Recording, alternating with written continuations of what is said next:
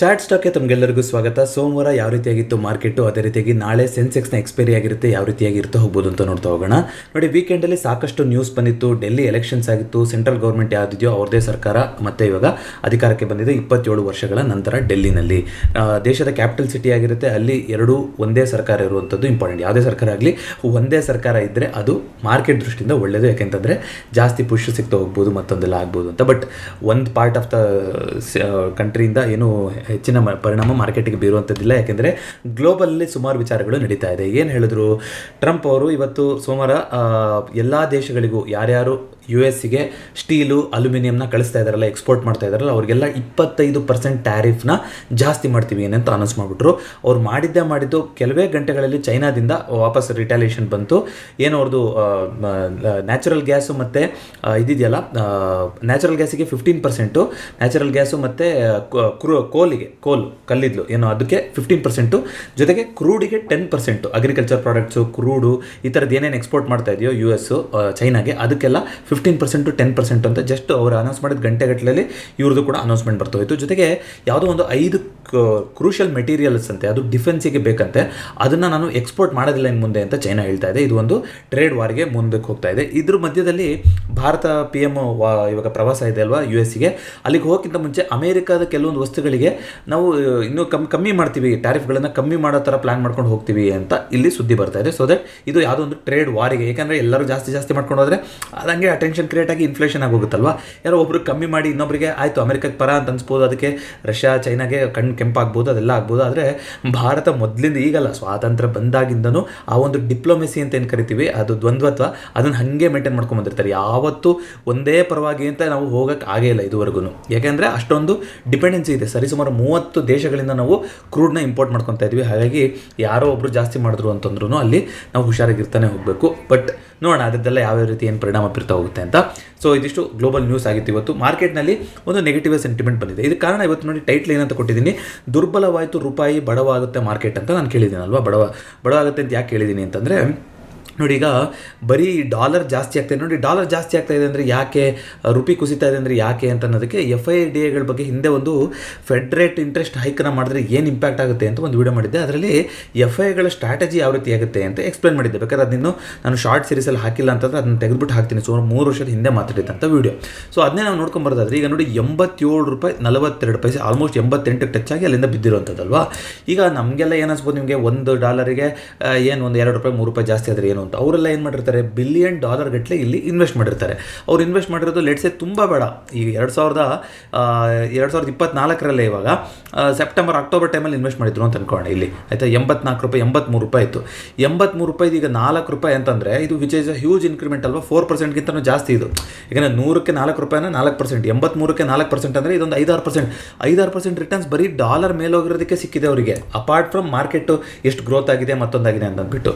So market ಕೂಡ growth ಆಗಿತ್ತು. ಈಗ ಆಲ್ ಟೈಮ್ ಹೈಲಿದೆ ಮಾರ್ಕೆಟು, ಡಾಲರ್ ಕೂಡ ಮೇಲಿದೆ. ಏನಂತ ನಿಮ್ಮ ಹತ್ರ ನೀವು ಡಾಲರ್ ತಂದು ಇನ್ವೆಸ್ಟ್ ಮಾಡಿದರೆ ಏನು ಮಾಡ್ತೀರಾ, ಬೆಸ್ಟ್ ಟೈಮ್ ಇದು ನೀವು ವಾಪಸ್ ತಗೊಳಕ್ಕೆ. ಯಾಕೆಂತಂದರೆ ನಿಮಗೆ ನೀವು ಇನ್ವೆಸ್ಟ್ ಮಾಡಿದಂಥ ಇಂಡಿಯನ್ ಕಂಪ್ನಿಗಳಲ್ಲಿ ಗ್ರೋತು ಚೆನ್ನಾಗಿರ್ಬೋದು, ಜೊತೆಗೆ ನೀವು ವಾಪಸ್ ತಗೊಂಡ್ರೆ ಇವಾಗ ನೀವು ಹಾಕಿದಕ್ಕಿಂತ ಜಾಸ್ತಿ ದುಡ್ಡು ಬರ್ತಾ ಹೋಗುತ್ತೆ ಬಿಕಾಸ್ ಆಫ್ ಡಾಲರ್ ಗ್ರೋತಿಂದ, ಆಯಿತಾ. ಈ ಕಾರಣದಿಂದಾಗಿ FIಗಳು ಐ ಥಿಂಕ್ 2 ದಿನ ಇಡೀ ವರ್ಷ 2025 ನೀವು ತೆಗೆದು ನೋಡಿದ್ರೆ, ಜನವರಿಲಿ ಯಾವುದೋ ಒಂದು ಜನವರಿ 2ನೇ ತಾರೀಕು ಮತ್ತು ಫೆಬ್ರವರಿ 4ನೇ ತಾರೀಕೇನೋ, ಈ 2 ದಿನ ಬಿಟ್ಟರೆ ಪ್ರತಿದಿನ ನೆಟ್ ಸೆಲ್ಲರ್ಸೇ FIಗಳು ಪ್ರತಿದಿನ ಮಾರ್ತಾನೆ ಇದ್ದಾರೆ, ಅದು ನಿಮಗೆ ಗೊತ್ತಿದೆ. ಸೊ ಹಾಗಾಗಿ ನೋಡಬೇಕು ಇದು ಮುಂದೆ ಯಾವ ರೀತಿ ಆಗ್ತಾ ಹೋಗುತ್ತೆ ಅಂತ. ಇದಕ್ಕೆ ಡಾಲರ್ ಒಂದೇ ಅಲ್ಲದೆ ಇನ್ನೊಂದು ಏನು ಕಾರಣ ಕೊಡ್ತಾ ಇದ್ದಾರೆ ಅಂತಂದರೆ, ಬ್ಯಾಂಕ್ಗಳಲ್ಲಿ ಲಿಕ್ವಿಡಿಟಿ ಕ್ರಂಚ್ ಆಗ್ತಾ ಇದೆ, ಹೈಯೆಸ್ಟ್ ಲೆವೆಲ್ಗೆ ಮುಟ್ಟಿದೆ ಇವಾಗ 15 ವರ್ಷದಲ್ಲೇ. ಲಿಕ್ವಿಡಿಟಿ ಅಂತಂದರೆ ಈಗ ಬ್ಯಾಂಕಿಗೆ ಯಾರೋ ಡೆಪಾಸಿಟ್ ತಂದಿಡ್ತಾ ಇರ್ತಾರೆ, ಆ ಡೆಪಾಸಿಟಲ್ಲಿ ಒಂದಿಷ್ಟನ್ನು ಉಳಿಸ್ಕೊಂಡು ಅವರು ಸಾಲ ಅಂತ ಕೊಡ್ತಾ ಇರ್ತಾರೆ. ಸೊ ಆರಾಮಾಗಿ ಅವ್ರಿಗೆ ಏನಾಗ್ತಾ ಹೋಗುತ್ತೆ, ಇಲ್ಲ ಒಂಚೂರು ಶಾರ್ಟೇಜ್ ಆಯಿತು ಅಂದರೆ ಏನು ಮಾಡ್ತಾರೆ, RBIಯಿಂದ ಇಸ್ಕೊತಾ ಹೋಗ್ತಾರಲ್ವಾ.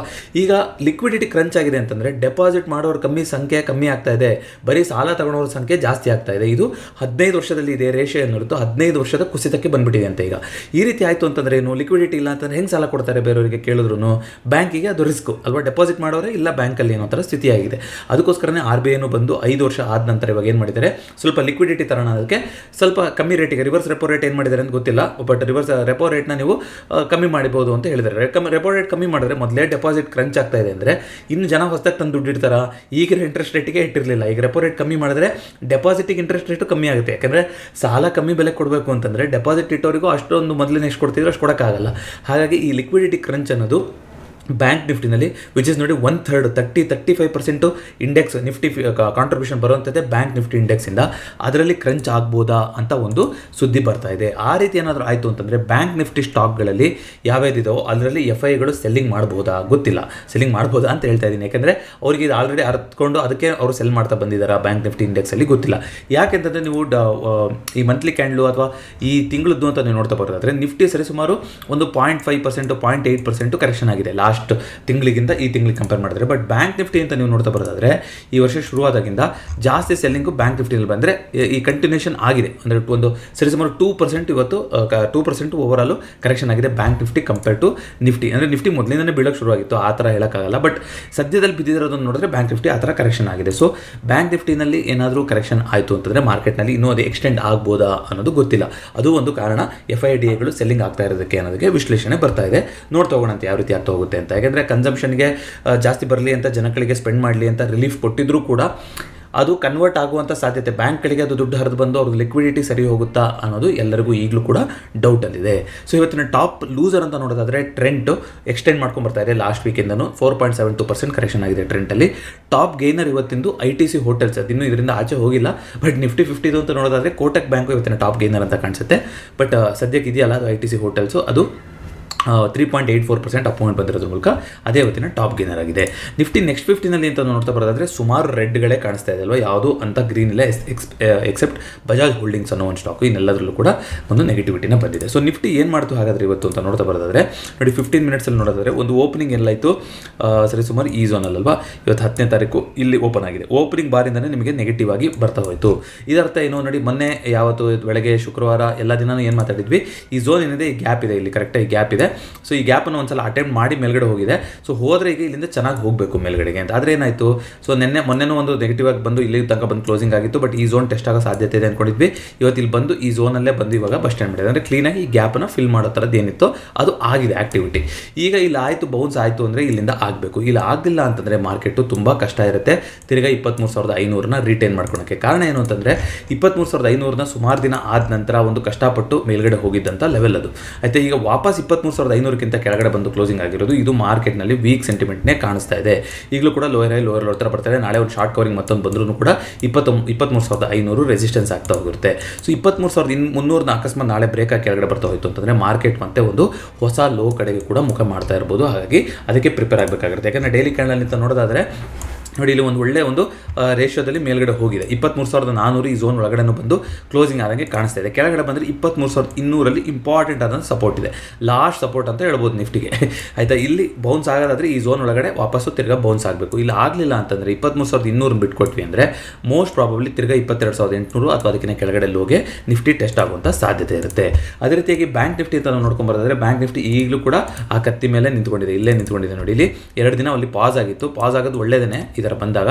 ಆದರೆ ಪಾಸ್ ಆಗಿ ಏನಾಗಿದೆ ಇವತ್ತು ಅದಕ್ಕೆ ಕಂಟಿನ್ಯೂಷನ್ ಕೊಡೋದು ಬದಲಾಗಿ ಅದ್ರ ಕೆಳಗಡೆ ಬಂದು ಅಲ್ಲಿ ಟ್ರೇಡ್ ಆಗಿ ಹೋಗ್ಬಿಟ್ಟಿದೆ. ಹಾಗಾಗಿ 49,800ನ ಬೇನರ್ ಬ್ರೇಕ್ ಆಯಿತು ಅಂದರೆ ನಾಳೆ ಅದನ್ನೇ ನೀವು ಸ್ಟಾಪ್ ಲಾಸ್ ಇಟ್ಕೊಂಡು ನಾವು ನೆಗೆಟಿವ್ ಆಗಿ ಟ್ರೇಡ್ ಮಾಡ್ತಾ ಹೋಗ್ಬೋದು ಮುಂದಿನ ವಾರಗಳಿಗೆ. ಎಗೇನ್ ಡಿಸ್ಕ್ಲೇಮರ್, ನಾನು ಸೆಬಿ ರಿಜಿಸ್ಟರ್ಡ್ ಇನ್ವೆಸ್ಟ್ಮೆಂಟ್ ಅಡ್ವೈಸರ್ ಆಗಿರೋದಿಲ್ಲ. ಯಾವುದೇ ಸ್ಟಾಕಲ್ಲಿ ಇನ್ವೆಸ್ಟ್ ಮಾಡೋಕ್ಕಿಂತ ಮುಂಚೆ, ಟ್ರೇಡ್ ಮಾಡೋಕ್ಕಿಂತ ಮುಂಚೆ ನಿಮ್ಮ ಅನಾಲಿಸಿಸ್ನ ನೀವು ಮಾಡ್ತಾ ಹೋಗಬೇಕು. ಮಾರ್ಕೆಟು ವೀಕ್ ಆಗ್ತಾ ಹೋಗುತ್ತೆ ಇದಕ್ಕಿಂತ ಕೆಳಗಡೆ ಬರ್ತಾ ಹೋಯಿತು ಅಂತಂದರೆ ತಿರ್ಗಾ. ಅದೇ ರೀತಿಯಾಗಿ ಬೇರೆ ಇಂಡೆಕ್ಸ್ಗಳೆಲ್ಲ ನಿಮ್ಗೆ ಗೊತ್ತಿದೆ, ಮಿಡ್ ಕ್ಯಾಪ್ ನಿಫ್ಟಿ ಎಲ್ಲದೂ ಕೂಡ ಸ್ಟ್ರಗಲ್ ಆಗ್ತಾ ಇದೆ. ಆ ಲೆವೆಲ್ನ ದಾಟಿ ಮೇಲ್ಗಡೆ ಹೋಗೋಕ್ಕಾಗ್ತಾ ಇಲ್ಲ. ಸೇಮ್ ವಿತ್ ಫಿನ್ ನಿಫ್ಟಿ ಕೂಡ. ಫಿನ್ ನಿಫ್ಟಿನೂ ಕೂಡ ಇವಾಗ 23,400 700 800 ಈ ಝೋನ್ ಏನಿತ್ತು ಇದು ಲಾಸ್ಟ್ ರೆಸಿಸ್ಟೆನ್ಸ್ ಅಂತ ಹೇಳ್ಬೋದಿತ್ತು. ಇಲ್ಲಿ ಇದನ್ನ ಮೇಲ್ಗಡೆ ಹೋಗಿದ್ರೆ ಒಂದು 24,000 ಅದ್ರ ಮೇಲ್ಗಡೆ ಲೆವೆಲ್ಗೆ ಹೋಗ್ಬೋದಾಗಿತ್ತು. ಆದರೆ ಅಲ್ಲಿಂದ ವಾಪಸ್ ತಿರ್ಗಾ ಈ ಟ್ರೆಂಡ್ ಲೈನ್ನ ಟೆಸ್ಟ್ ಮಾಡೋಕ್ಕೆ ಬರೋ ಥರ ಕಾಣಿಸ್ತಾ ಇದೆ. ವಿಕ್ಸ್ ಇವತ್ತೇನಾದ್ರು ಶೂಟಪ್ ಆಗಿದೆಯಾ ಅಂದರೆ ಹೌದು, ವಿಕ್ಸು ಜಾಸ್ತಿ ಆಗಿದೆ ಇವತ್ತು ನೋಡಿ. 14 ಚಿಲ್ಲರೆಗಿಂತ ಕೆಳಗಡೆ ಬಂದಿದ್ದಂಥ ವಿಕ್ಸು ಈಗ ತಿರ್ಗಾ 14-15 ಹತ್ತ ಹೋಗೋ ಥರ ಕಾಣಿಸ್ತಾ ಇದೆ. ಬಿಕಾಸ್ ಎಗೇನ್ ಈ ಟ್ಯಾರಿಫು ಅದು ಇದು ಮಧ್ಯದಲ್ಲಿ ಬರ್ತಾ ಇರುವಂಥ ಸುದ್ದಿಗಳ ಪ್ರಕಾರ. ಸೊ ಗೋಲ್ಡು ಏನಾಗ್ತಾ ಇದೆ, ಗೋಲ್ಡು ನಿಲ್ಲುತ್ತಾ ಇಲ್ಲ.